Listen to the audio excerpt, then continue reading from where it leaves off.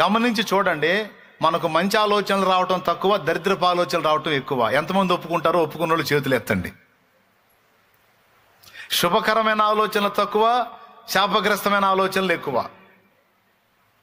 అవునా? ఎందుకో తెలుసా? అక్కడ మొలకెత్తితేనే మనం పెందలాడ ఒక దారి అయ్యేది. అందుకని వాడు గురి ఎక్కడ పెడతాడో తెలుసా? మన బాడీకి కాదు, హృదయానికి, ఆలోచనలకు పెడతాడు.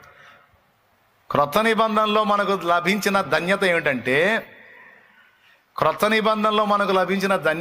నా ప్రభు అయిన యేసుక్రీస్తు ద్వారా మనకు లభించిన ధన్యత ఏంటంటే, మనము గాని ప్రతి సంగతిని గూర్చి ఆయనకు కృతజ్ఞతాపూర్వకంగా ప్రార్థన విజ్ఞాపనల చేత మన మనవులు ఆయనకు తెలియజేస్తే, అప్పుడు సమస్త జ్ఞానమునకు మించిన సమాధానం అంటే, సమస్త జ్ఞానం అంటే ఈ లోక జ్ఞానం, మనుష్య జ్ఞానం, దయ్యపు జ్ఞానం, సకల జ్ఞానములు, సైతాను జ్ఞానం, అన్ని జ్ఞానములకు మించిన దేవుని సమాధానం